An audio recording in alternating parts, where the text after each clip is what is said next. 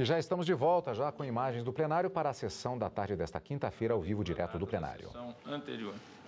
Ata da 37ª sessão ordinária do plenário do Supremo Tribunal Federal, realizada em 28 de novembro de 2018. Presidência do senhor ministro Dias Toffoli. Presentes à sessão, os senhores ministros Celso de Mello, Marco Aurélio, Gilmar Mendes, Ricardo Lewandowski, Carmen Lúcia, Luiz Fux, Rosa Weber, Roberto Barroso, Edson Fachin e Alexandre de Moraes. Procuradora-Geral da República, doutora Raquel Elias Ferreira Dodge, e Vice-Procurador-Geral da República, doutor Luciano Maris Maia. Abriu-se a sessão às 14 horas, sendo lida e aprovada a ata da sessão anterior. Pergunto se há alguma observação a ser feita. Não havendo, declaro a ata aprovada. Comunico a todos que estão presentes neste plenário graduandos das seguintes instituições de ensino: Centro Universitário UNA de Belo Horizonte, Minas Gerais, e Faculdade Araguaia de Goiânia, Goiás. Sejam todos muito bem-vindos.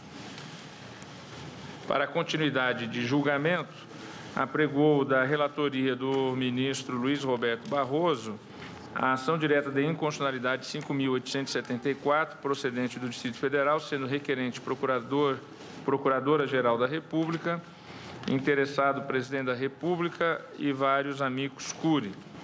Na data de ontem, após o voto do ministro Roberto Barroso, relator, que julgava parcialmente procedente a ação direta, e do voto do ministro Alexandre de Moraes, que a julgava improcedente, o julgamento foi suspenso para continuidade exatamente na data de hoje. Então, na sequência, passo a palavra ao próximo ministro a votar, ministro Luiz Edson Fachin.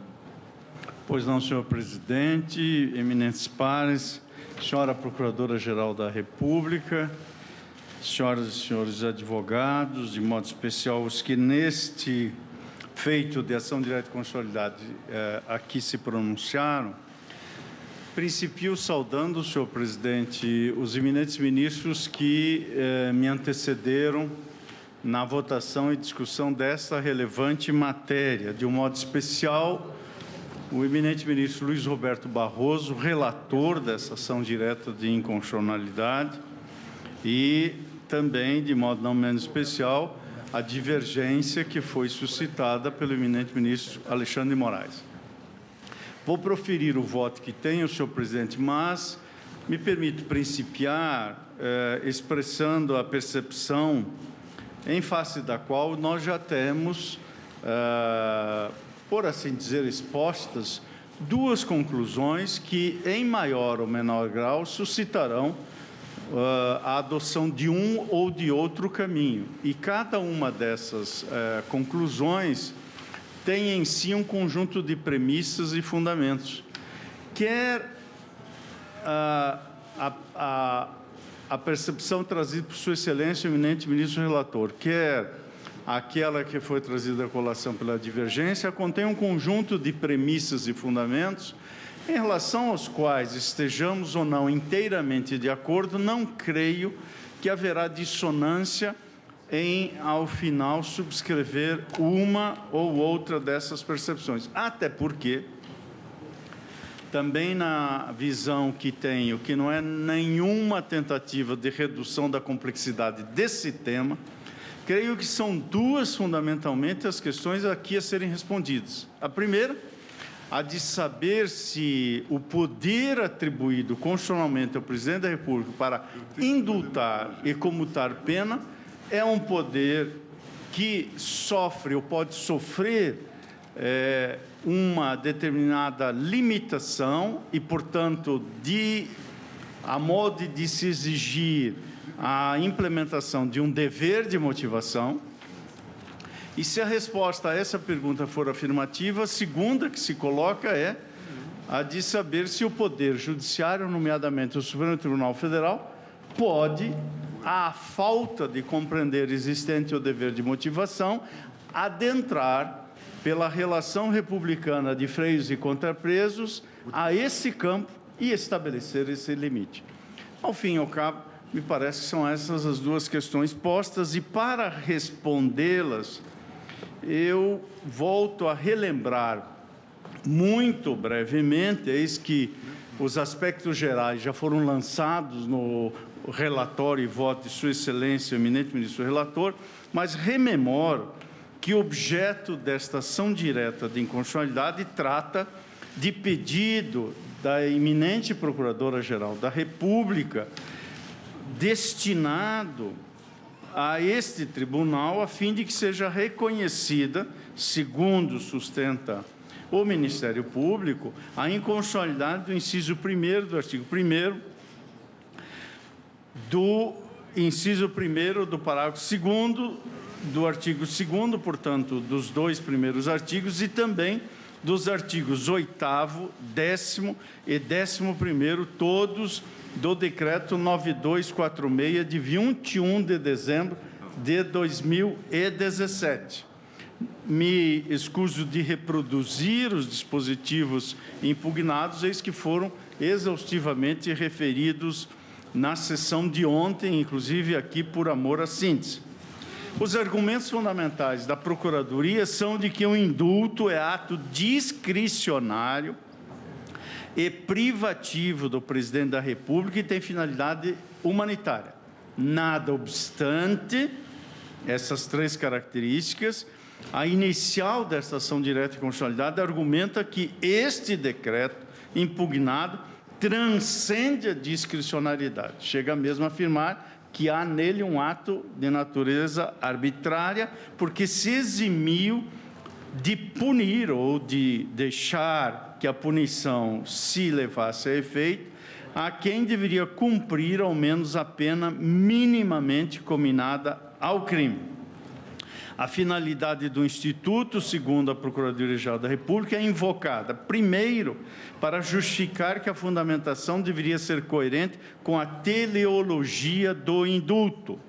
Segundo a PGR, portanto, de acordo com a PGR, e suscitou em segundo lugar, que não é possível indultar as penas alternativas, porque não teria...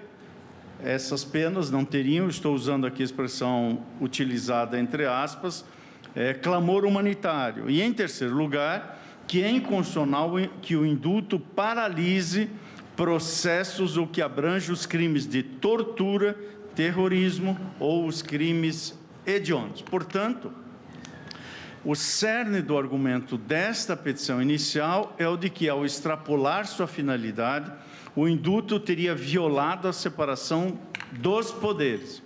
E a ofensa seria ainda mais grave, porque o indulto atingiria crimes cuja punibilidade seria relevante para o atual contexto político e histórico da sociedade brasileira.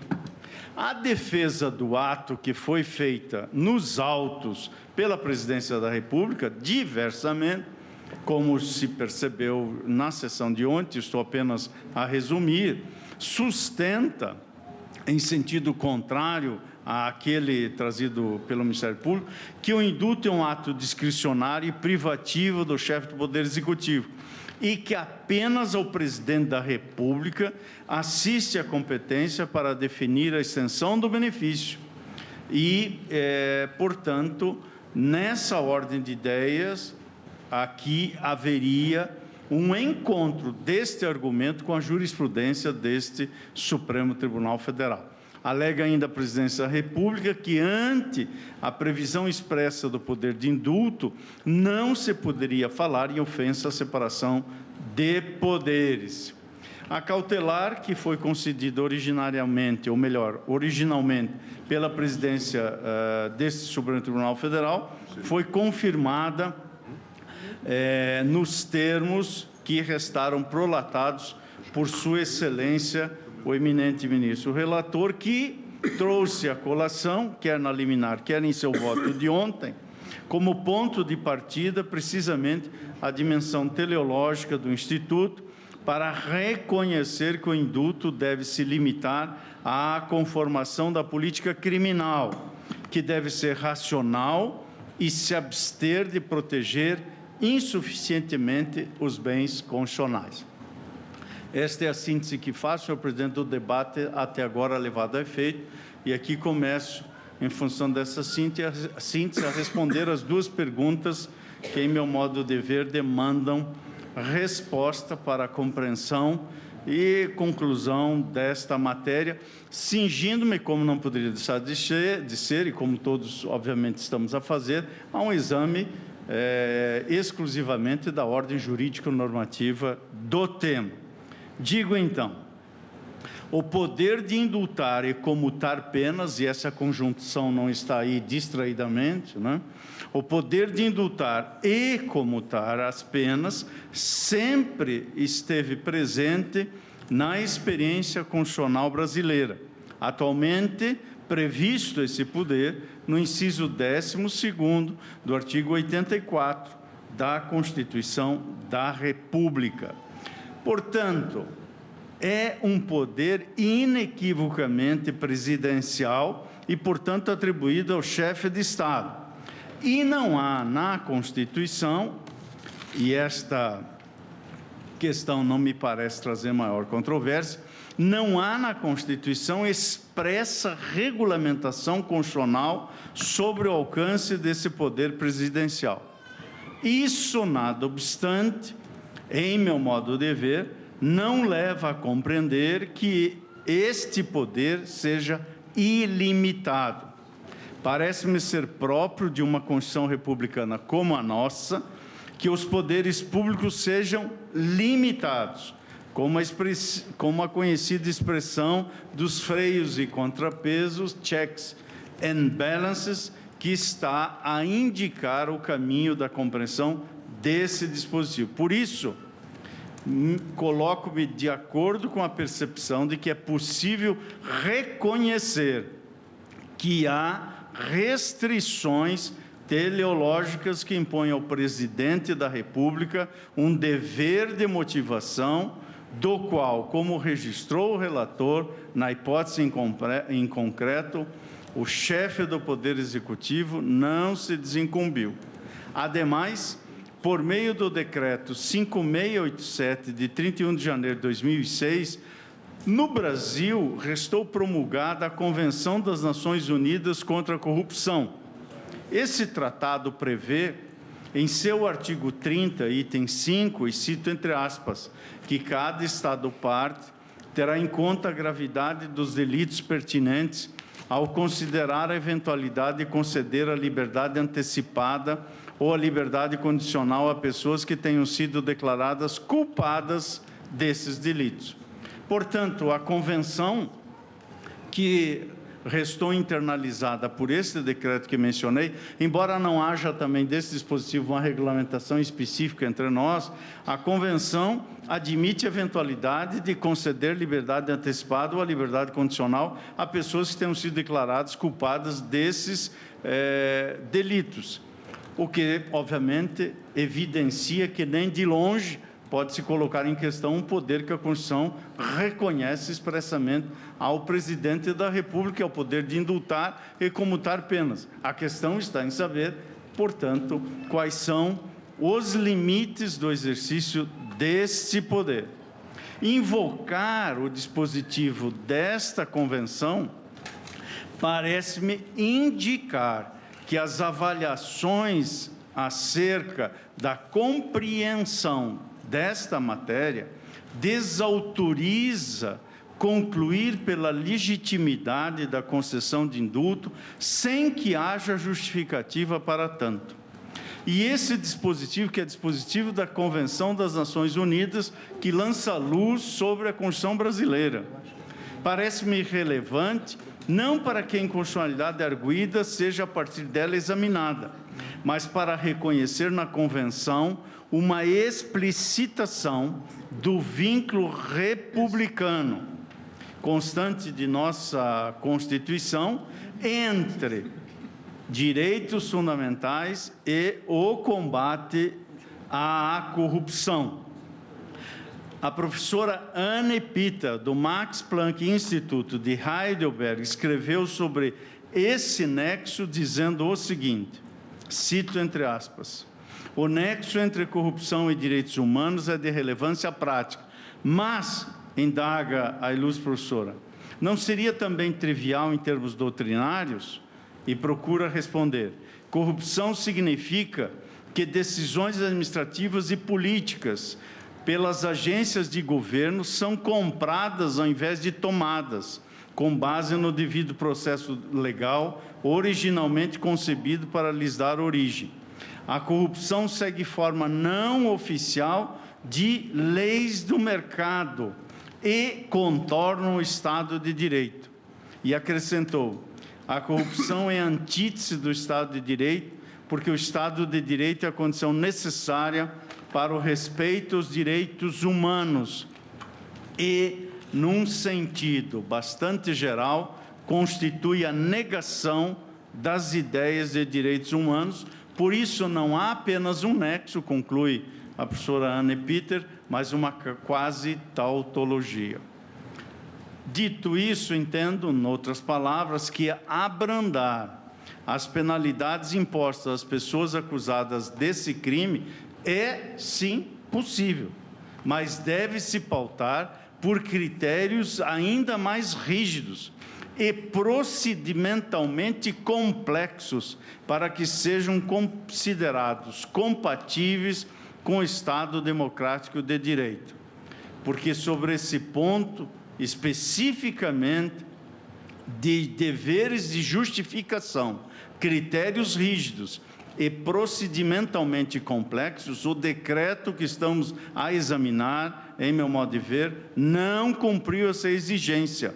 E por isso é necessário reconhecer, como bem apontou o eminente ministro relator, que não se lhe pode aplicar aos crimes de peculato, concussão, corrupção passiva, corrupção ativa, tráfico de influência, os praticados contra o Sistema Financeiro Nacional, os previstos na Lei de Licitações, os crimes de lavagem de dinheiro e ocultação de bens e os previstos na Lei de Organizações Criminosas e Associação Criminosa. Quanto às demais alegações, o nó do presente caso, em meu modo de ver, reside na ausência de uma minudente regulamentação constitucional do Instituto, o que, de fato, sinaliza uma dificuldade para depreender a teleologia do indulto a partir da Constituição. Mas é mesmo na Constituição, como fez Sua Excelência, o eminente ministro relator, que se deve buscar a luz das diretrizes de interpretação. E, em meu modo de ver, agregando argumentos nessa direção que abonam a tese defendida pelo ministro Luiz Roberto Barroso, com toda a vênia e divergência, é possível indicar ou percorrer dois caminhos de interpretação. Uma primeira aproximação parece-me razoável à luz dessa interpretação constitucional, iluminada pelo texto que citei da Convenção, reconhecer que o indulto não pode ter incidência sobre as condenações ainda não transitadas em julgado. E essa interpretação é de índole sistemática. Eis que no inciso 12 do artigo 84, que é o dispositivo que estamos a examinar, a referência feita pela Constituição é o poder de conceder indulto e comutar penas. Por isso diz que essa conjunção não está aí distraidamente. Conceder indultos e comutar penas. Portanto, é possível reconhecer que o indulto não pode ter incidência sobre as condenações ainda não transitadas em julgado. Esse sintagma constitucional é substancialmente idêntico ao que primeiro previu a Constituição Republicana de 1891, segundo a qual competia ao presidente indultar e comutar as penas, e foi posteriormente repetido nas demais constituições. A novidade quanto a essa formulação não está a rigor na Constituição de 88, mas se reporta à Constituição Imperial, que atribuía ao poder moderador a capacidade de perdoar as penas sobre, e cito entre parênteses o inciso 8º do artigo 101 daquela Constituição Imperial, perdoar as penas sobre os condenados por sentença.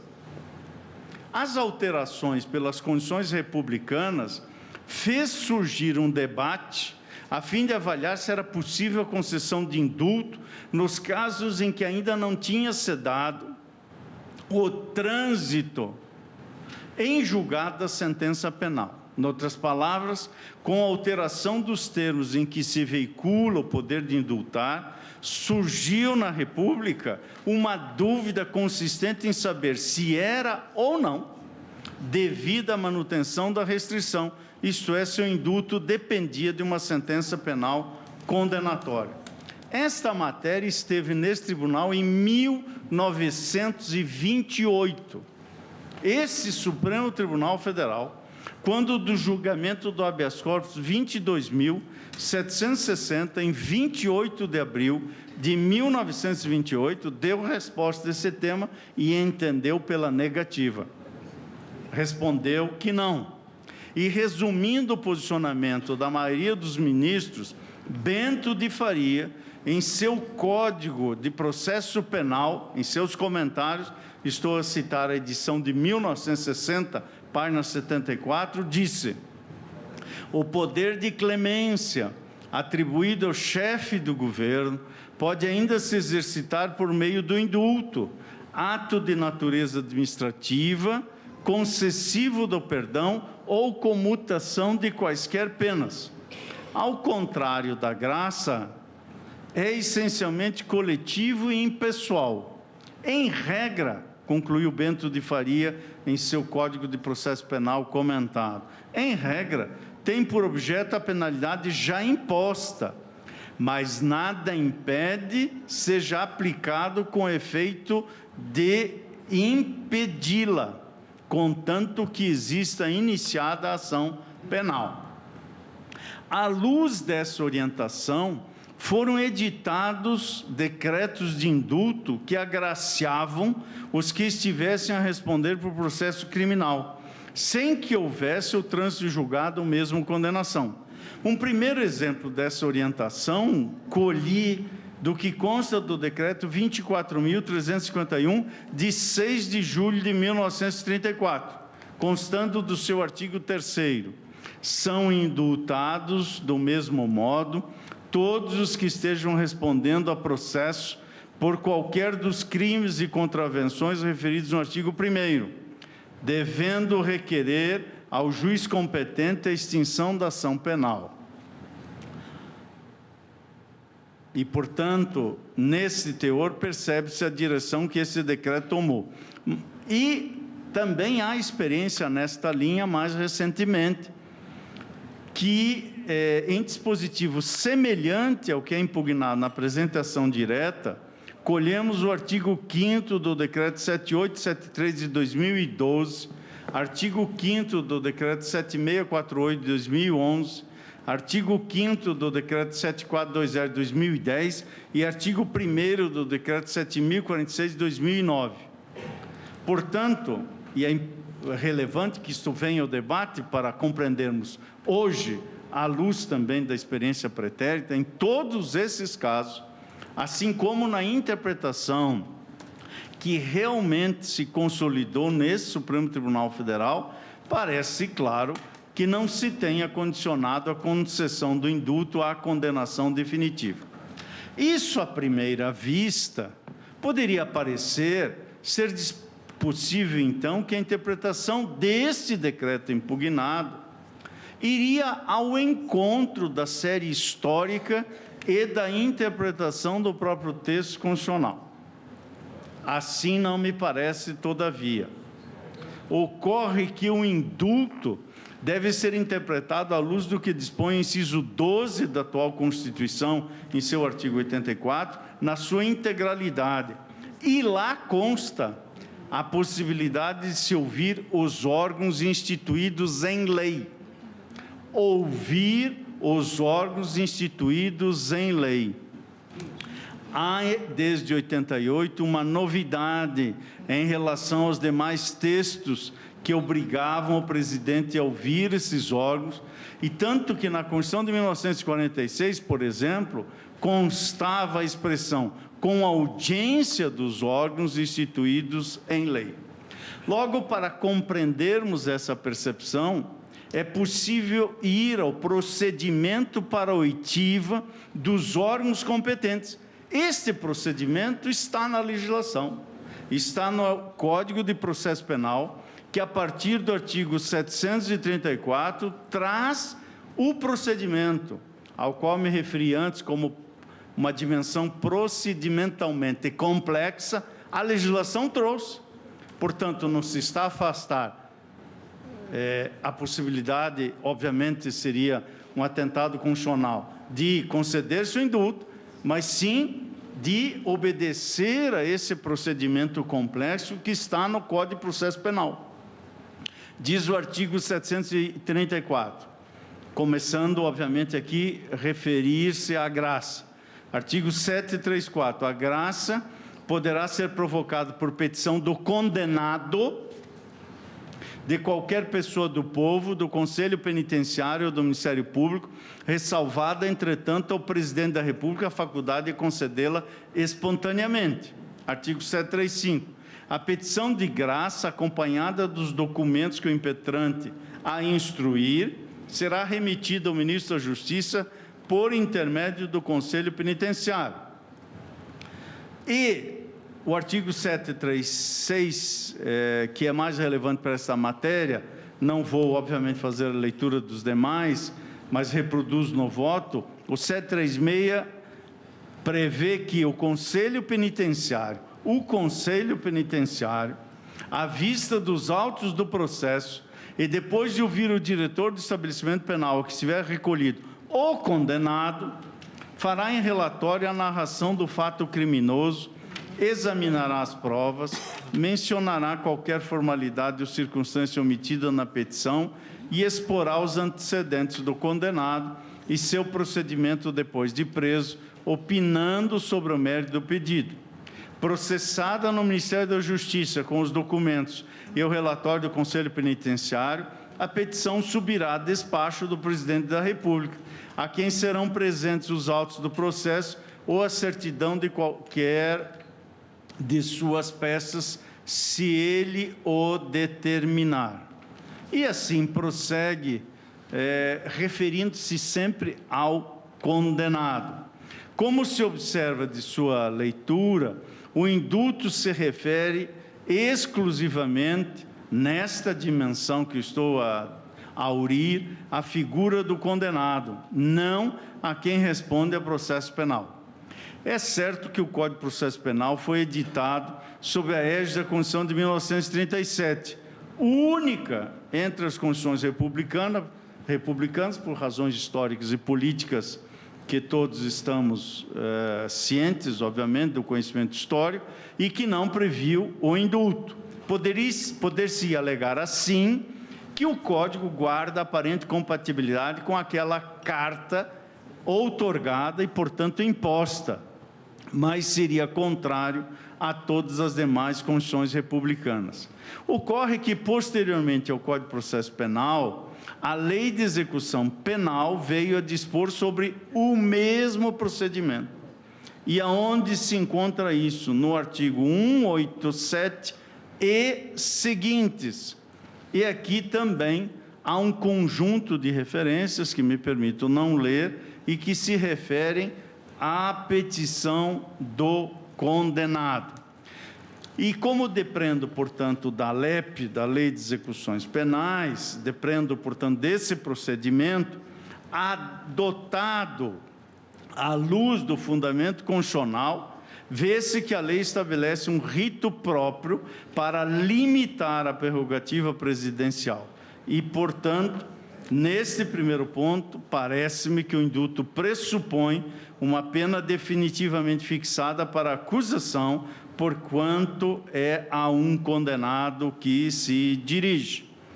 Entendo que a Lei de Execuções Penais sustenta essa percepção e, albergando essa linha de entendimento, os decretos que se seguiram a essa Lei de Execuções Penais, por exemplo, o decreto 90570, previam que o recurso da acusação, quando improvido, não impedirá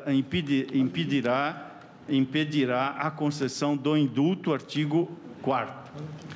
De fato, afigura-se que sai incoerente submeter o indulto a um determinado rito que defina seu alcance e, ao mesmo tempo, permitir que o presidente disponha sobre o rito previamente fixado. Sem julgamento e sem condenação, parece, nesta direção, inconcebível falar-se de perdão. E há, portanto, aí, em meu modo de ver, um ingresso não do judiciário no âmbito executivo, mas, ao contrário, uma ofensa pelo decreto à separação de poderes em face dessa previsão legislativa. Um segundo elemento de interpretação decorre das decisões que esse Supremo Tribunal Federal veio a tomar sobre os efeitos da pena quando da suspensão do processo. A partir deles, depreende-se uma teleologia do Instituto do Indulto que se afigura incompatível com a extensão para as penas acessórias, com o livramento constitucional e, bem assim, para a pena de multa. Em diversos precedentes desse tribunal, assentou-se a orientação segundo a qual o período de prova do sursi não é computado para fins de coerção de indulto. Estou citando, senhor presidente da relatoria, de Vossa Excelência, o habeas corpus 129.209, relatado perante a segunda turma e julgamento publicado em 11 de dezembro de 2015. Reconheço nesse e em outros precedentes a dimensão da finalidade do Instituto do Indulto, definido pelo saudoso ministro Maurício Correia, na ação direta em constitucionalidade 2795, como, abro aspas, um instrumento de política criminal colocado à disposição do Estado para a reinserção e ressocialização dos condenados que a ele façam jus, segundo a conveniência e oportunidade das autoridades competentes. E nessa linha, senhor presidente, que estou, portanto, neste segundo elemento de interpretação, também com base, ontem já foi aqui feita referência à posição que advém também da doutrina clássica de outros países, foi feita referência a uma das afirmações de Alexander Hamilton e que consta também de meu voto, embora tome numa outra direção. A direção, aliás, que vai ao encontro de uma grande lição de Rui Barbosa no comentário ao artigo 48, item 6º da Constituição de 1891, quando disse o que me permito aqui sim reproduzir. Abro aspas. Nenhum poder mais augusto confiou a nossa lei fundamental ao presidente do que o indulto. É a sua colaboração na justiça. Não se lhe deu para se entregar ao arbítrio. Não se lhe deu para se entregar ao arbítrio, para se desnaturar em atos de validismo, para contrariar a justa expiação dos crimes, escreveu Rui Barbosa. Pelo contrário, é o meio que se faculta o critério do mais alto magistrado nacional para emendar os erros judiciários, reparar as iniquidades da rigidez da lei, acudir aos arrependidos, relevando, comutando, reduzindo as penas, quando se mostrar que recaem sobre inocentes, quando se mostrar que exageram a severidade com os culpados, ou torturam os que, regenerados, já não merecem castigo, nem ameaçam com a reincidência à sociedade. E concluiu Rui Barbosa, todos os chefes de Estado exercem essa função melindrosíssima, com o sentimento de uma grande responsabilidade, cercando-se de todas as cautelas para não a converter em valha-couto dos maus e escândalo dos bons, frase de Rui Barbosa que fala por si só. Concluo então, senhor presidente, a partir dessas ponderações que emerge pelo menos em primazia, o caráter humanitário do indulto, cujo poder é inegável, constitucionalmente atribuído ao presidente da República. E, portanto, o indulto se destina a corrigir iniquidades de um sistema penal e, obviamente, não agravá-las. Corrigir iniquidades de um sistema penal, a fim de mitigar ou evitar o sofrimento do cárcere. É por isso que, em relação à multa, há que se ter presente uma lição que me parece elementar, que trata-se de dívida de valor, conforme expressa a dicção do artigo 51 do Código Penal, que proibiu sua conversão em detenção em caso de inadimplemento. Caso se tenha em conta que a fixação da multa e sua liquidez dependem de um trabalho complexo de política criminal, feita pelo Congresso Nacional e aplicada pelo Poder Judiciário, é de fato, como bem consignou o relator, contrária à finalidade do indulto, permitir que esse instituto recaia sobre quem, a rigor, pelo fato exclusivo da multa, está fora do sistema carcerário. Por isso, também nesse ponto, entendo inconstitucional o decreto presidencial. Com essas considerações, senhor presidente, eminentes pares, e respeitando todos os outros argumentos da divergência, acompanho integralmente o voto do eminente relator para julgar inteiramente procedente esta ação direta, e é como voto. Agradeço ao ministro Luiz Edson Fachin. Como vota a ministra Rosa Weber?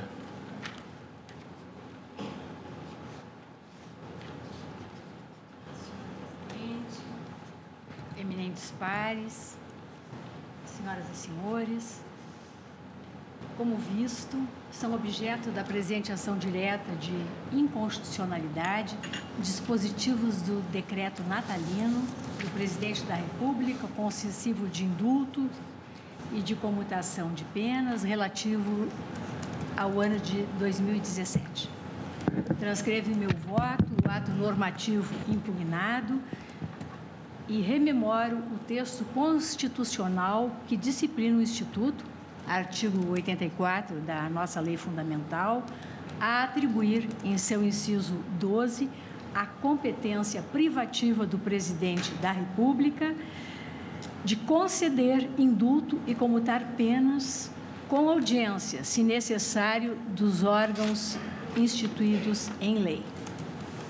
Destaco apontada pela Procuradoria-Geral da República como fundamento do vício de inconstitucionalidade do artigo 1º, inciso 1 do decreto impugnado, quando concede indulto natalino aos condenados que cumpriram apenas 1/5 de suas penas, inclusive aquelas restritivas de liberdade, a violação dos princípios constitucionais da separação dos poderes, individualização da pena, proteção insuficiente e vedação constitucional ao Poder Executivo para legislar sobre direito penal. Estaria o decreto elaborado pelo Poder Executivo a promover punição desproporcional ao crime praticado, ensejando a percepção de impunidade e insegurança jurídica, bem como desfazendo a igualdade na distribuição da justiça. Esse argumento embasa o pedido de inconstitucionalidade por arrastamento do artigo 2º, parágrafo 1º do referido decreto, igualmente do artigo 8º. Já quanto ao artigo 10, o vício de inconstitucionalidade estaria no que é apontado como uma injustificável renúncia de valores aos cofres da União. Dito isso, senhor presidente, e eu quero enfatizar que os votos do ministro Luiz Roberto, com ressalva da área trabalhista, perdoe-me sua excelência, sempre me encantam, mesmo quando deles divirjo. E é particularmente difícil divergir de sua excelência quando enfatiza, em última análise, como fez no seu voto, na minha visão, a salvaguarda de valores com os quais comungo e que também são meus, mas que, com a devida vênia, em nada interferem na solução que reputo a mais adequada à luz do texto constitucional, tal como posto pelo Constituinte originário, à presente ação de controle concentrado de constitucionalidade. Ao tempo, portanto, senhor presidente, em que parabenizo o ministro Luiz Roberto pelo brilhante voto proferido, peço vênia à sua excelência, e a vênia pedida também se estende ao meu querido ministro Fachin, que igualmente proferiu voto primoroso para acompanhar a divergência aberta pelo voto também igualmente primoroso do ministro Alexandre de Moraes. E passo a justificar, ainda que de forma resumida, a minha posição, não sem antes enfatizar que, em sede de controle abstrato de constitucionalidade, estou a examinar a rigidez constitucional das normas impugnadas e não circunstâncias e situações particulares que, não obstante, iluminem a interpretação, não constituem o seu objeto. A propósito, apenas como comentário, expressiva a presença na tribuna na defesa do indulto das defensorias públicas da União, dos Estados do Rio de Janeiro e de Minas Gerais.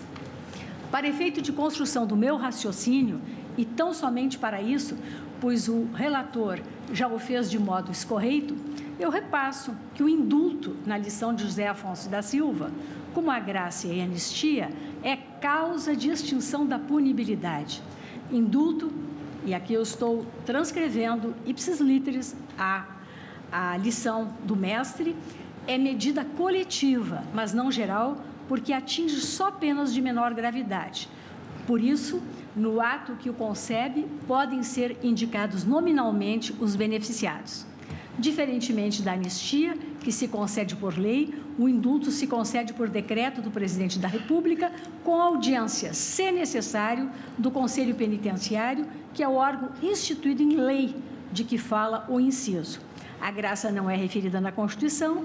Comutar significa permutar, trocar, substituir. Logo, comutar penas quer dizer trocar uma pena por outra, substituindo uma pena mais por outra menor. Isso aqui são os retiros dos comentários da Constituição.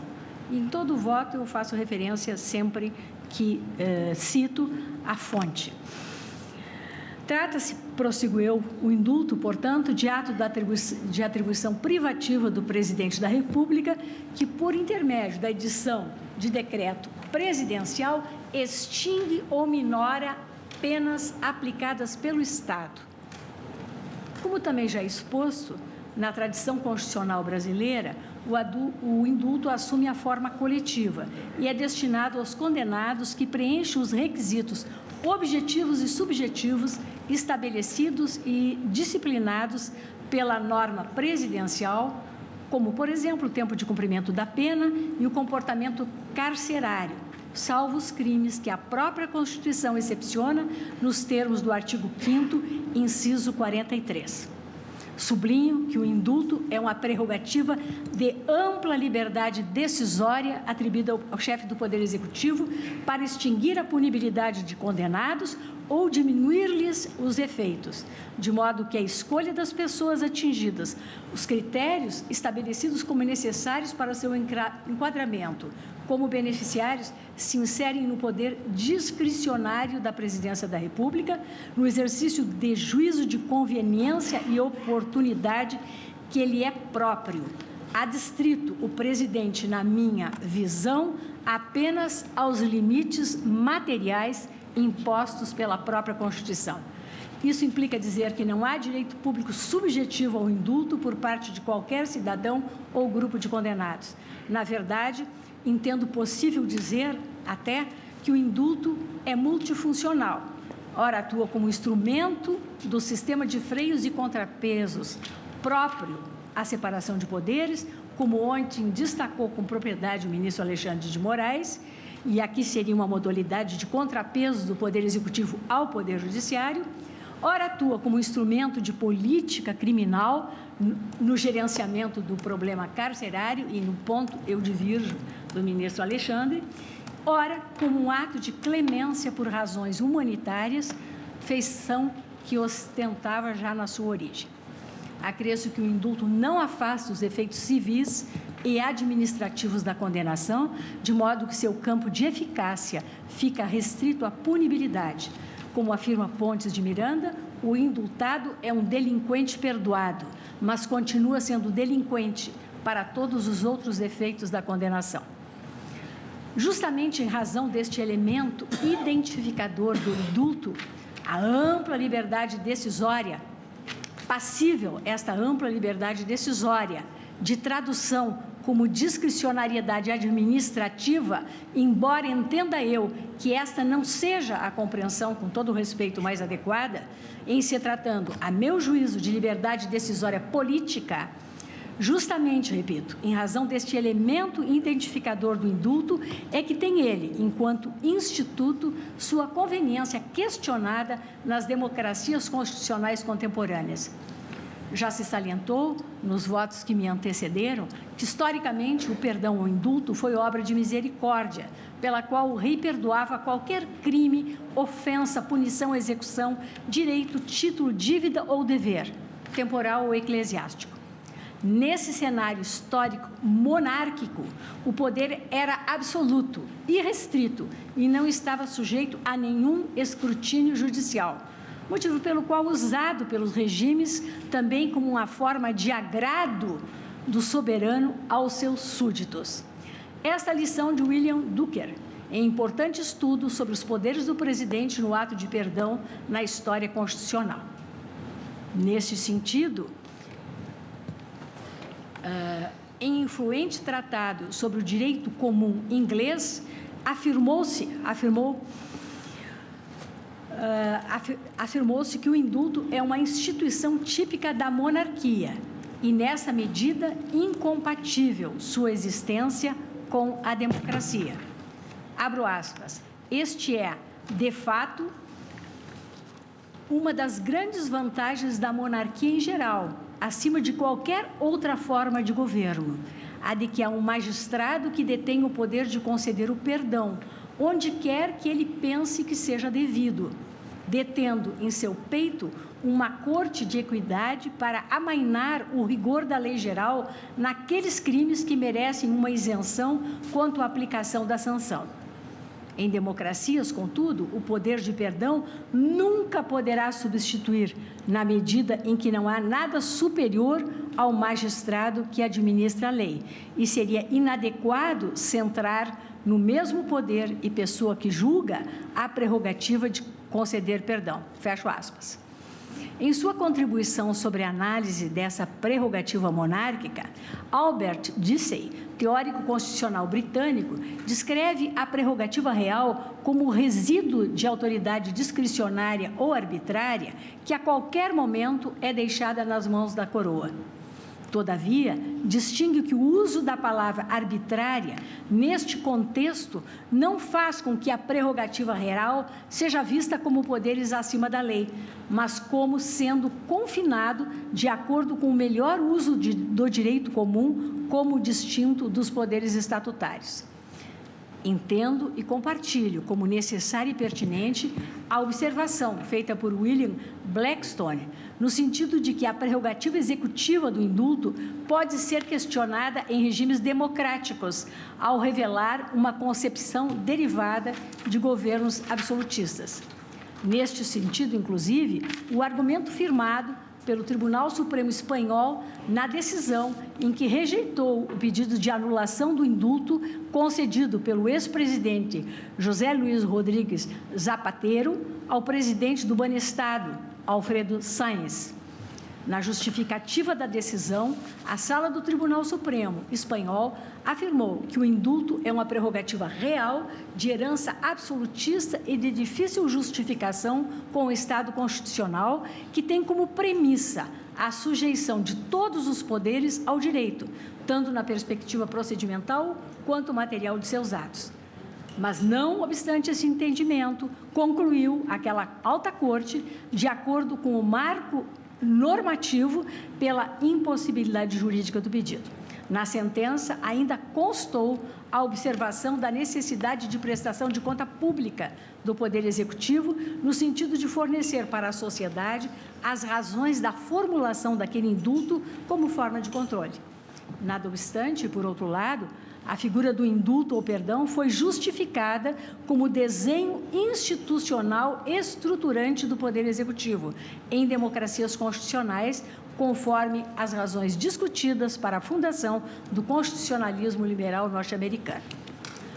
Alexander Hamilton, em um de seus artigos publicados nos Federalist Papers, especificamente o de número 74, a que ontem se referiu o ministro Alexandre e hoje o ministro Fachin, tratou do comando pelo presidente da República das Forças Armadas e o seu poder de perdão. Hamilton, quanto ao ponto, defende a concentração deste poder no chefe do Executivo, que somente não poderia aplicar o perdão nos casos de impeachment.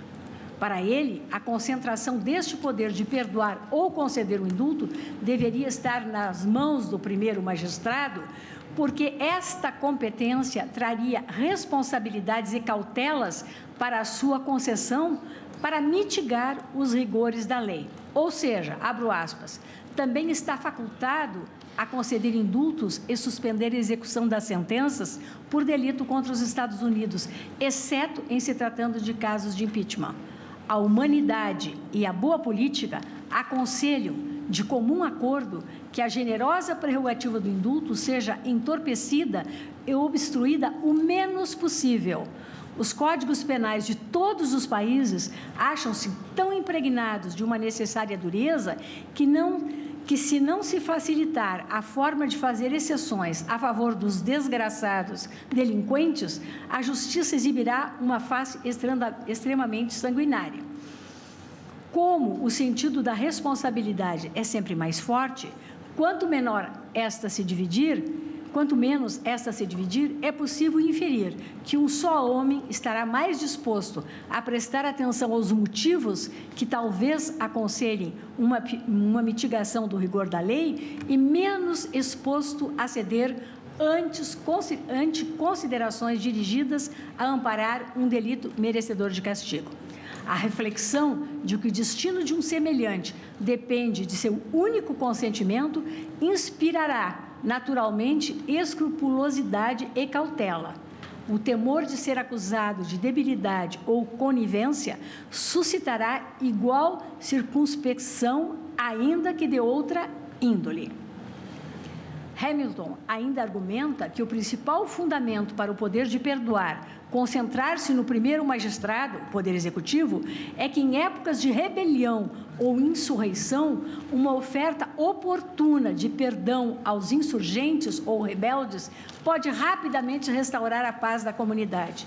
E neste cenário, convocar o Legislativo ou um de seus ramos poderia ser fatal à agilidade necessária ao Executivo para resolver o problema em tempo hábil, aproveitando a ocasião.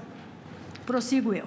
No sistema democrático constitucional dos Estados Unidos, mais especificamente na jurisdição constitucional construída pela Suprema Corte Americana, o Instituto do Perdão ou Indulto teve a sua validade afirmada. Aqui também me reporto ao caso United States versus Wilson, julgado em 1833, o primeiro da Suprema Corte envolvendo o poder de clemência presidencial, em que o juiz John Marshall definiu o Instituto como um ato de graça proveniente do poder confiado à execução das leis que isenta o indivíduo a quem ele é concedido da punição que a lei reserva para o crime por ele cometido.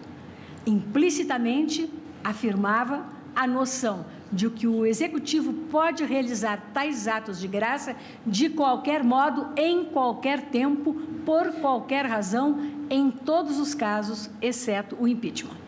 Na mesma linha, outros precedentes da Suprema Corte Americana que cito e que aqui me eximo de explicitar em benefício do tempo, mas destaco que no caso Biddle versus Perovich, em 1927, Holmes Jr. declarou que, aspas, Um perdão em nossos dias não é um ato privado de graça de um indivíduo que passa a possuir poder. Faz parte do esquema constitucional. Quando concedida, é a determinação da autoridade final de que o bem-estar público será mais bem servido, flexionando menos do que a sentença fixada. Fecho aspas. Mais especificamente, no julgamento do caso Philip Grossman, o presidente da Suprema Corte Americana, William Taft, em opinião unânime da Corte, ao analisar a validade constitucional do perdão, afirmou como justificativas deste instituto, dentro do cenário normativo, a clemência executiva para aliviar a dureza indevida ou o erro evidente na operação ou aplicação do direito penal, bem como os propósitos de política pública de governo, que pode assumir uma feição humanitária, de misericórdia ou de conciliação política. Essa segunda justificativa se alinha com aquela defendida por Hamilton, quando do desenho institucional da democracia constitucional norte-americana. Ainda, importante ressaltar quanto ao ponto, notadamente quanto ao argumento da doutrina da separação dos poderes e independência do Poder Judiciário, o argumento subjacente da decisão unânime da Suprema Corte Americana, no sentido de que a Constituição, ao pensar a separação de poderes, decidiu que o sistema de freios e contrapesos, ontem tão destacado pelo ministro Alexandre de Moraes, permitia a discrição do presidente em determinar o uso do poder de perdão na medida em que se referia ao criminoso desprezado. Nada obstante, esse exercício da prerrogativa executiva não era sem limites, na medida em que o perdão só poderia ser emitido para condenações passadas e o presidente que fosse abusivo poderia enfrentar um impeachment. Verifica-se, digo eu, da análise histórica constitucional do Instituto do Indulto ou Perdão, que se, em uma primeira perspectiva sobre o tema, se tem como certo que em democracias constitucionais o exercício do poder de perdão configura uma interferência do executivo no exercício do poder judicial, em violação, como defende a PGR, da doutrina da separação de poderes, uma segunda perspectiva nos remete a outra leitura, em que se reputa permitida essa interferência quando autorizada pela mesma Constituição que prescreve a separação independente e harmônica entre os poderes. Desse modo, os perdões presidenciais são, por desenho institucional, um controle sobre os eventuais excessos e erros de julgamento do Poder Judiciário. Da análise da doutrina constitucional e da jurisprudência, inclusive no direito comparado, emerge que o poder de perdão presidencial é um componente importante das prerrogativas do Executivo, permitindo que o presidente intervenha e conceda indulto em 3 situações genéricas. A primeira, como forma de concessão da misericórdia do governo, em casos excepcionais em que o sistema legal falha na entrega de um resultado moral ou politicamente aceitável. A segunda, como forma de proteger os cidadãos contra possível erro judicial ocasionado por condenação injusta ou punição excessiva. E a terceira, no interesse da estabilidade social e política e da coexistência pacífica. O uso do indulto é muito importante destacar como forma de manifestação do poder executivo reservado para os amigos do rei, ou seja, para aqueles que têm boa relação política com o poder, desvia-se das justificativas do Instituto e o desvirtua, sem a menor dúvida. No entanto, entendo que esse controle da legitimidade democrática compete essencialmente ao processo político, sem prejuízo, todavia e por óbvio, do controle jurisdicional. A experiência do direito comparado confirma, reforço, a adoção da figura do indulto como uma das prerrogativas do Poder Executivo dentro da moldura democrática constitucional, em atenção à doutrina da separação dos poderes. E, nesse sentido, eu cito aqui diversos ordenamentos que o adotam, a começar por Alemanha, Chile, Coreia do Sul, Colômbia, Bélgica, Cuba, Dinamarca, Espanha, Estados Unidos, Holanda, Índia, Luxemburgo, França, México, Noruega, Paraguai, Peru, Portugal, Suécia, Suíça, Uruguai, de forma exemplificativa. A questão da compatibilização do indulto com os Estados democráticos constitucionais está justamente, na minha visão, nos limites que encontra na ideia de que, mesmo essa prerrogativa está sujeita ao Estado de Direito, com o controle ainda dos demais poderes, cada qual na sua órbita de competência. E aqui reside o ponto sensível do indulto, que deve ser objeto de constantes aperfeiçoamentos constitucionais por meio da formulação de outros controles efetivos. Estes aperfeiçoamentos ocorreram e estão a ocorrer em deliberação nos processos de reforma constitucional, como método de incrementar o controle e evitar o uso abusivo dessa figura em face das novas situações de criminalidade, especificamente da criminalidade associativa, que envolve organizações criminosas com alcance transacional. As reformas que alguns países experimentaram nesse sentido, como na Itália e na França, com o objetivo de transferir o poder de conceder indulto coletivo para o poder legislativo, para maior controle da legitimidade democrática, são resultado de reformas formais do sistema constitucional, de modo a garantir justamente a doutrina da separação de poderes, a figura do indulto e atentos às circunstâncias da nova criminalidade associativa. Mas, mais uma vez repito, a figura permanece, o Instituto permanece como prerrogativa de extinção de punibilidade de crimes por variadas justificativas. As prerrogativas do Presidente da República estão consagradas, renovo, em normas constitucionais originárias, especificamente artigo 84, 12 da nossa Lei Fundamental, que constituem atos políticos de ampla liberdade decisória para garantir ao Poder Executivo essa discricionariedade em temas de formulação de política de governo. Em sendo assim, a própria Constituição prescreveu os limites ao exercício dessas prerrogativas como método de assegurar a relação independente e harmônica entre os poderes. Caso contrário, as prerrogativas do Poder Executivo poderiam ser colocadas para a decisão do Legislativo e do Judiciário, de modo a restringir indevidamente a sua liberdade decisória. Mais especificamente, na minha visão, a prerrogativa do Presidente da República em formular o indulto, ato de natureza essencialmente política, não é ilimitada, como uma primeira leitura do contexto normativo constitucional pode sugerir. A discricionariedade do ato político, em absoluta, o torna imune ao controle constitucional e, por conseguinte, não o torna imune ao confronto de validade com a norma constitucional. Todavia, como procurei explicitar, a competência jurisdicional para esse exercício de controle é limitada pelo próprio parâmetro de controle constitucional.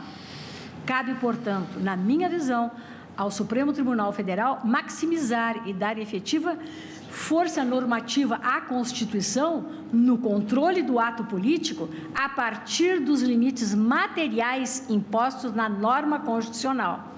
Neste ponto, destaco os limites materiais a observar, que dizem, com a exclusão da possibilidade do indulto nos casos da prática da tortura, do tráfico ilícito de entorpecentes e drogas afins, do terrorismo e dos definidos como crimes hediondos, por eles respondendo os mandantes, executores e os que podem evitá-los, se omitirem, conforme prescrição do artigo 5º, inciso 43 da Constituição. Nessa linha de argumentação, foi a jurisprudência construída por essa Suprema Corte Brasileira, conforme os precedentes judiciais que eu aqui transcrevo, né, começando pelo ministro Carlos Veloso, ministro Marco Aurélio, ministro Ricardo Lewandowski, ministro César Peluso, Ministro Sepúlveda pertence. Ministro Ilmar Galvão. Prossigo dizendo que é interessante anotar aqui, quanto à possibilidade deste controle por meio do Poder Judiciário, a sempre incisiva defesa de Rui Barbosa, que, quanto ao indulto, asseverou: nenhum poder mais augusto confiou a nossa lei fundamental ao presidente do que o indulto. É a sua colaboração na justiça. Não se lhe deu para se entregar ao arbítrio, para se desnaturar em atos de validismo, para contrariar a justa expiação do crime. Pelo contrário, é o meio que se faculta ao critério do mais alto magistrado nacional para emendar os erros judiciários, reparar as iniquidades da rigidez da lei, acudir aos arrependidos, relevando, comutando, reduzindo as penas quando se mostrar que recaem sobre inocentes, exageram a severidade com os culpados ou torturam os que, regenerados, já não merecem o castigo, nem ameaçam com a reincidência à sociedade. Todos os chefes de Estado exercem essa função melindrosíssima, com o sentimento de uma grande responsabilidade, cercando-se de todas as cautelas para não a converter em valha-coito dos maus e escândalo dos bons. Veja, ministro Fachin, que eu também me deixo muito impressionar pelo texto de Rui, ainda que fazendo uma leitura como embasamento da posição contrária defendida por Vossa Excelência. Nessa toada, prossigo, Rui Barbosa, analisando o caso do indulto concedido pelo Marechal Hermes ao engenheiro Barcelos, funcionário federal condenado pelo crime de responsabilidade, critica de forma severa o indulto então concedido, porque, de acordo com a Constituição à época em vigor, artigo 48, parágrafo 6º, o texto excluía dessa faculdade do Poder Executivo os crimes indicados no artigo 34, número 28, para os quais tinha reserva privativa para o Congresso Nacional comutar e perdoar as penas impostas por crimes de responsabilidade aos funcionários federais.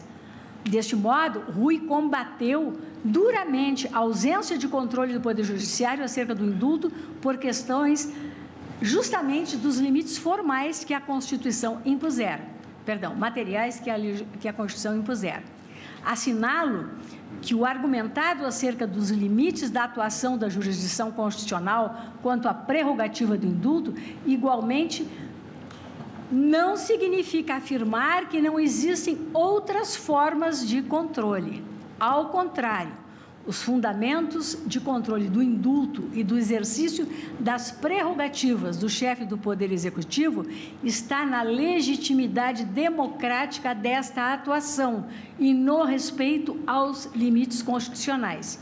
E aqui verifica-se justamente o fato dessa prerrogativa estar concentrada no chefe do Poder Executivo.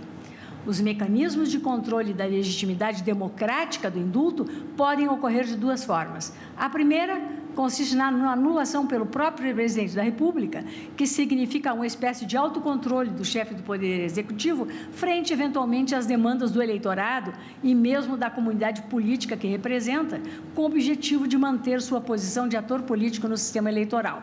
A segunda forma de controle, com fundamento na legitimidade democrática, encontra guarida, na minha visão, no processo político do impeachment, desde que configurado o crime de responsabilidade nos termos do artigo 85 da Constituição Federal, e o qual tem como partícipe e decisor do problema de natureza predominantemente ético-política o Poder Legislativo, como sustentado pela literatura constitucional.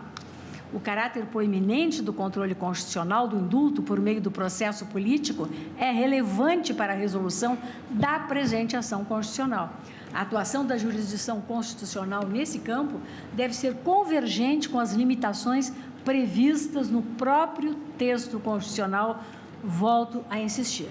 Isso porque, como já afirmei, o indulto tem como uma de suas finalidades a formulação de política pública de estabilização política, de acordo com o juízo de oportunidade e conveniência do chefe do Poder Executivo, que, caso exceda seu poder e cometa abusos, poderá sofrer, inclusive, a cassação política. A política criminal desenhada no sistema jurídico brasileiro para o combate à corrupção, não tenho a menor dúvida, observa uma pauta generalizada de enfrentamento aos crimes associativos de colarinho branco com efeitos transnacionais. Institui, no contexto nacional, de forma adequada, políticas advindas de compromissos internacionais pelo Brasil. Assim, o sistema punitivo brasileiro, tal como desenhado, não acarreta punibilidades extremas de afronta à dignidade da pessoa humana. Nada obstante, o constituinte originário e mesmo o constituinte derivado, em convergência e convivência, instituiu a figura do indulto coletivo como prerrogativa do Poder Executivo. Prerrogativa esta que faz parte da história constitucional brasileira, tendo sido prevista em todas as constituições da República. Aqui eu rememoro os dispositivos das nossas constituições republicanas. Foi uma escolha prévia do Constituinte esse balanço e proporcionalidade pelo que tipo de matéria excluir do âmbito de liberdade decisória do chefe do Poder Executivo. Em complementação, o Legislativo, quanto ao exercício dessa prerrogativa, disciplinou a oitiva, a necessidade ou não de oitiva e participação de outra instituição, no caso o Conselho Nacional de Política Criminal e Penitenciária, órgão de execução penal vinculado ao Ministério da Justiça, que para a formulação da sua proposta realiza audiências públicas, ouve todos os representantes dos órgãos responsáveis pela execução penal. Aqui eu me reporto ao artigo 61 da Lei de Execução Penal. A proposta formulada, então, é submetida à aprovação do Presidente da República. De acordo, contudo, com o desenho institucional estabelecido, o Presidente da República tem a prerrogativa de aprovar ou não a proposta nos termos em que confeccionada. Obviamente, deve o Presidente da República levar em consideração a proposta do Conselho Nacional, por ser essa instituição a mais capacitada para perceber, pelo menos presume-se, as necessidades do sistema penitenciário, de acordo com as audiências públicas e informações colhidas. Todavia, remanesce com o chefe do Poder Executivo a liberdade decisória em aprovar ou não a proposta, em conformidade com as finalidades que entende estarem justificadas, o que se conclui a partir da própria redação do artigo 84, inciso 12, da nossa Carta, que já me referi, ao prescrever a mera oitiva do Conselho, não mais condicionando o indulto à apresentação de proposta em tal sentido. Em outras palavras, o pretendido acolhimento do argumento de que os termos dos dispositivos impugnados do decreto natalino nesta ação promovem desigualdade e desequilíbrio no sistema jurídico penal, ao retirar a eficácia de normas de direito penal editadas pelo Poder Legislativo e aplicadas pelo Poder Judiciário, significaria tal acolhimento, em última ratio, a invalidade da própria figura do indulto, porquanto o uso dessa prerrogativa pelo Executivo sempre acarreta essa desigualdade e esse desequilíbrio do sistema punitivo. Entendo nessa linha de raciocínio não configuradas razões para alteração jurisprudencial quanto ao Instituto, ressalvado meu juízo quanto a situações de crime de lesa humanidade. Assim, embora guarde pessoalmente restrições com a política formulada no Decreto 9.246 de 2017, em especial quanto ao seu alcance para os crimes de corrupção, não vejo, com o devido respeito aos que pensam de forma diversa, como chegar a um juízo de invalidade constitucional. Compartilho da afirmação feita pelo ministro Alexandre de Moraes, objeto dos debates de ontem, de que o que se está aqui a discutir é a própria validade constitucional do Instituto do Indulto. E gostemos ou não do Instituto, trata-se de mecanismo de controle do próprio sistema de freios e contrapesos consagrado na Constituição Federal. Acompanho, pois, senhor presidente, a divergência aberta pelo ministro Alexandre de Moraes para julgar improcedente a presente ação direta de inconstitucionalidade, renovando meu pedido de vênia aos que pensam de forma diversa e expressaram os seus votos da forma brilhante, como costumeiramente costumam fazê-lo. É o voto, presidente. Excelência, então, acompanha a divergência e julga improcedente a ação. Presidente, Vossa Excelência, me permite uma breve observação. Há duas citações que fiz no meu voto que coincidem com a divergência.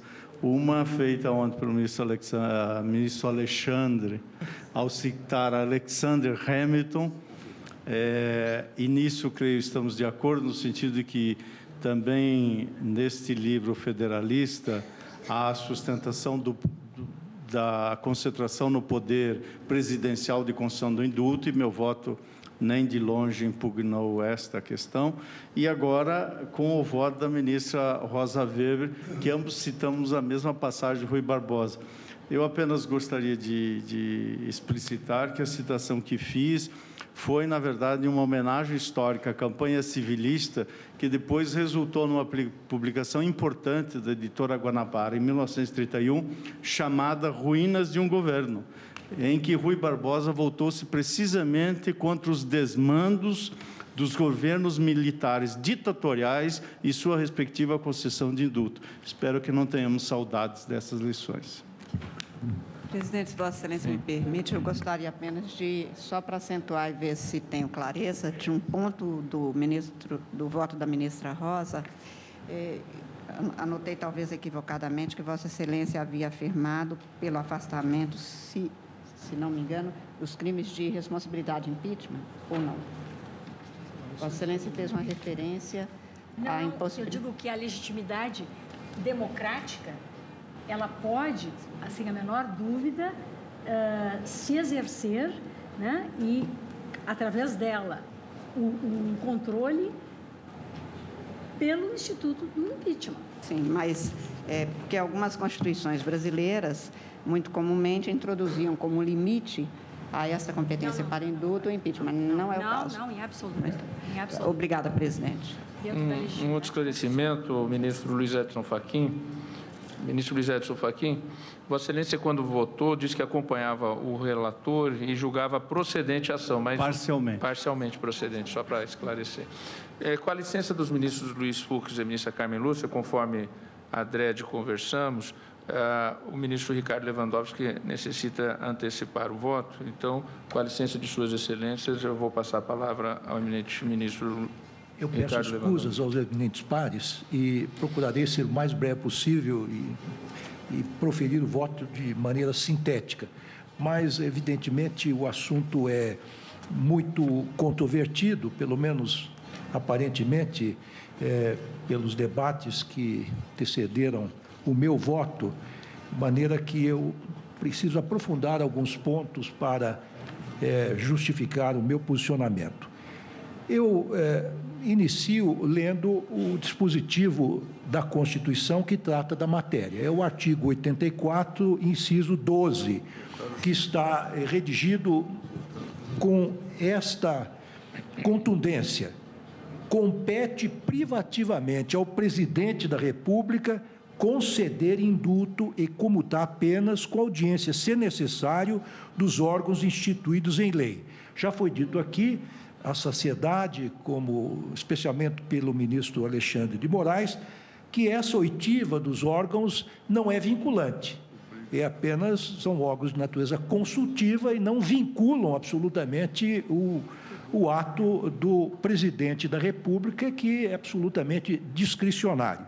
E nem poderia ser de outra forma, porque o presidente da República foi eleito pelo voto popular e os integrantes dos distintos conselhos que são ouvidos são meramente servidores ou até cidadãos nomeados para esse mistério. Então, eu digo que somente ao presidente da República compete conceder o indulto, definir a extensão deste benefício por tratar-se de ato político ou de governo insuscetível de apreciação jurisdicional. Note-se a propósito que a jurisprudência do Supremo Tribunal Federal, como já foi dito aqui, é absolutamente pacífica ao afirmar a discricionariedade do presidente da República para conceder o indulto. Eu me reporto aqui a um pequeno trecho de um voto do ministro Ilmar Galvão, no RHC 71400, que foi acolhido pelo plenário no seguinte sentido: o indulto em nosso regime constitui faculdade atribuída ao presidente da República, que aprecia não apenas a conveniência e oportunidade de sua concessão, mas ainda os seus requisitos. E eu já tive, peço licença para fazê-lo, afirmá-lo aqui, tive ensejo de consignar em sede acadêmica que o ato político, que é o caso, ou de governo, é de amplíssima discricionariedade e, portanto, imune ao controle jurisdicional. Naquela oportunidade, destaquei ainda que a impugnação judicial do ato só está autorizada se houver clara ofensa às regras constitucionais, o que, a meu ver, não ficou demonstrado no caso sob análise. Valendo-me da doutrina, eu chamo a colação um trecho, uma obra do eminente professor Cretella Júnior, que diz o seguinte: contrapondo-se ao ato vinculado, aproxima-se o ato de governo, sob certos aspectos, do ato discricionário, que se movimenta numa área bem mais ampla e flexível, a qual poderíamos chamar de discricionariedade política ou discricionariedade governamental. Eu também me louvei no grande pensador clássico, aliás, do direito público, Carré de Malberg, que diz o seguinte, que o ato político ou de governo repousa no seguinte fundamento: se o chefe do executivo tem, por iniciativa própria, poder de realizar certos atos independentes de toda autorização legislativa prévia, é porque recebeu esse poder formalmente da Constituição. Ao conferi-lo, a Constituição dispensou-o da obrigação de esperar impulsos dos atos legislativos, ou, mais especificamente, criou para ele uma certa esfera de atribuições, que é precisamente a esfera de governo, na qual ocupa o dito chefe de executivo uma posição análoga ao do legislador. Exatamente pelas características que ostenta, o ato político ou de governo não é sindicável pelo judiciário, diferentemente do ato administrativo de caráter vinculado.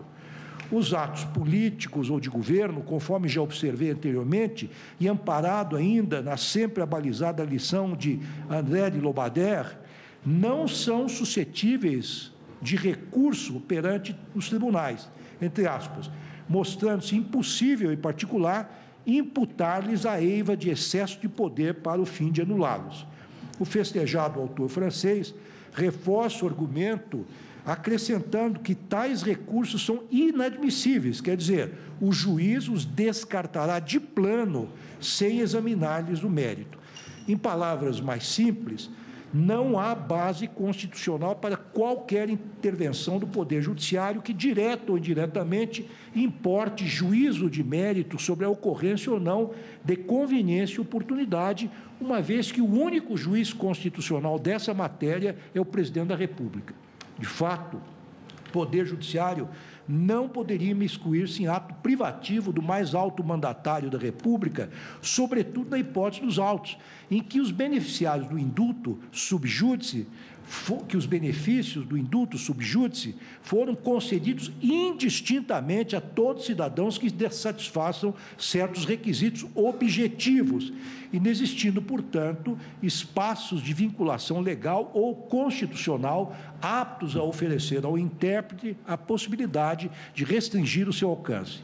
Constato, outro sim, que em diversas oportunidades esta Suprema Corte reafirmou que não cabe ao Poder Judiciário reavaliar o juízo de conveniência e oportunidade do decreto de indulto, o qual pode, sim, inserir certas condições e requisitos específicos, desde que observada a impessoalidade.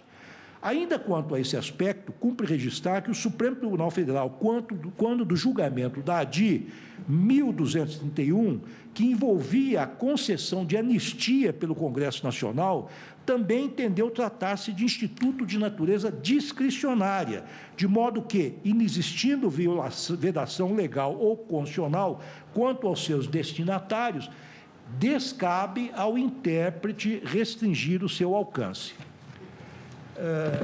Continuo, senhor presidente. No caso sob exame, o indulto foi concedido de acordo com critérios objetivos e impessoais e se encontra redigido com proposições normativas gerais e abstratas, caracterizadas pela universalidade de seus comandos e expressões, de maneira que não se pode considerar, como pretende a requerente, que o objetivo do indulto foi o de beneficiar determinada classe de condenados.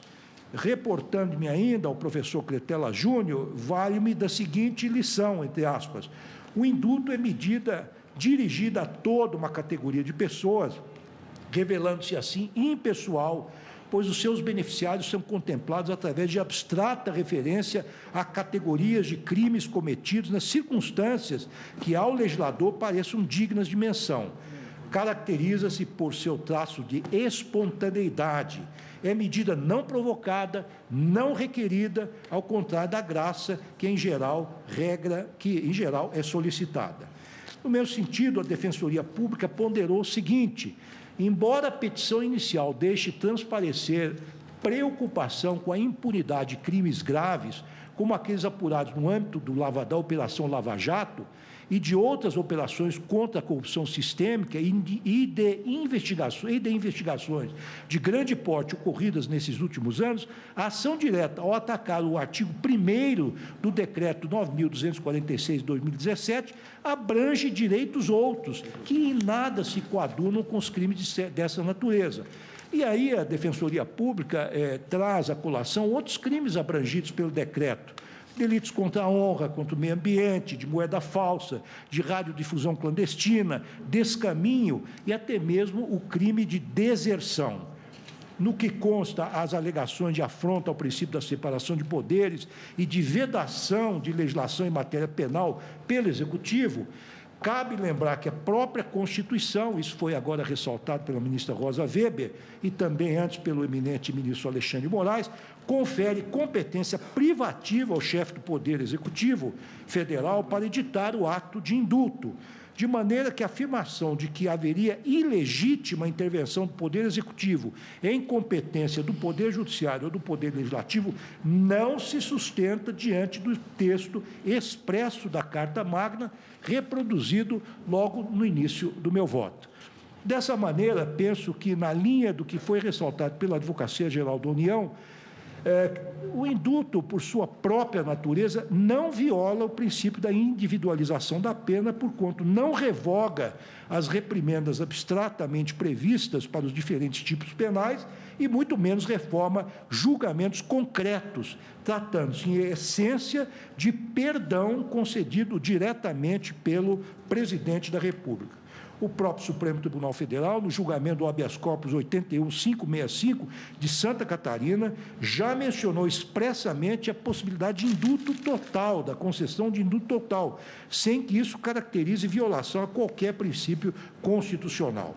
Pelas mesmas razões, também verifico que não houve qualquer desrespeito aos bens jurídicos tutelados pela norma penal, gozando o indulto em apreço da mesma presunção de legitimidade inerente a todos os atos estatais. O simples fato de o decreto em comento estabelecer um determinado quantum da pena a ser cumprida para que a pessoa condenada possa receber o benefício, não me parece suficiente para realizar-se um juízo, a meu ver, indevido de conveniência e oportunidade acerca do ato. Eu salto aqui um trecho longo, senhor presidente, a bem da brevidade, em que trago à baila um documento intitulado A Visão do Ministério Público sobre o Sistema Prisional Brasileiro, elaborado pelo Conselho Nacional do Parquet e divulgado já nos idos de 2013, em que expõe dados alarmantes sobre o sistema prisional e que foi considerado pelo Supremo Tribunal como estando num estado inconstitucional de coisas.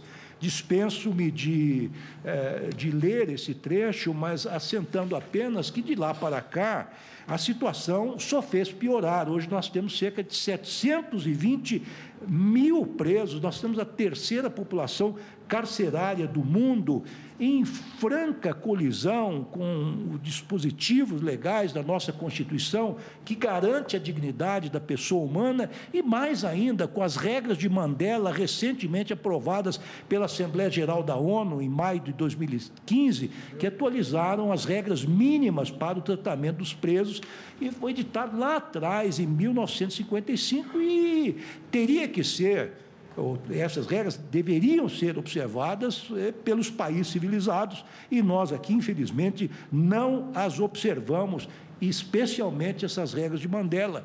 E estas regras de Mandela foram denominadas assim porque Mandela foi um símbolo da resistência contra o apartheid na África do Sul e pagou um altíssimo preço, tendo ficado injustamente, ilegalmente encarcerado durante 27 anos. Eu termino, senhor presidente, trazendo à colação um trechinho do voto do ministro Maurício Correia, que foi proferido na ADI 2.795, na verdade, uma medida cautelar, em que aquele ilustre ministro, saudoso ministro, diz o seguinte: o indulto é um instrumento de política criminal. Isso foi ressaltado aqui pelos ministros, alguns ministros que me precederam, colocado à disposição do Estado para a reinserção e ressocialização dos condenados que a ele façam jus, segundo a conveniência e oportunidade das autoridades competentes. Já foi dito aqui, também faço questão de salientar, que é um mecanismo de freios e contrapesos em que nada afronta o sistema, o princípio da separação dos poderes que está abrigado na nossa Constituição, no artigo 2º.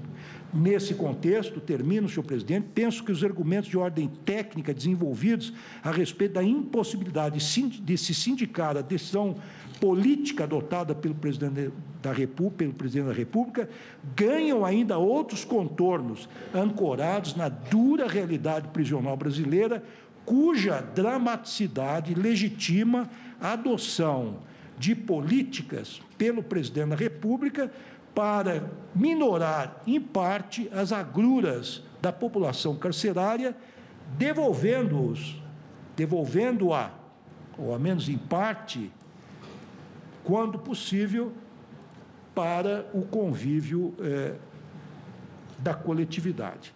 Então, senhor presidente, pedindo vênia ao relator, por todas estas razões expostas, julgo improcedente a presente ação direta de inconstitucionalidade, louvando-me in totum nos argumentos do eminente ministro Alexandre de Moraes e nestes agora proferidos pela ministra Rosa Weber, como voto. Obrigado, ministro Ricardo Lewandowski. Eu agradeço a preferência. São 10 para... faltam 9 minutos para as 4. Penso que seria melhor, então, nós irmos antecipar um pouquinho o intervalo e anteciparíamos o retorno também. Então, vou, desde logo, suspender a sessão.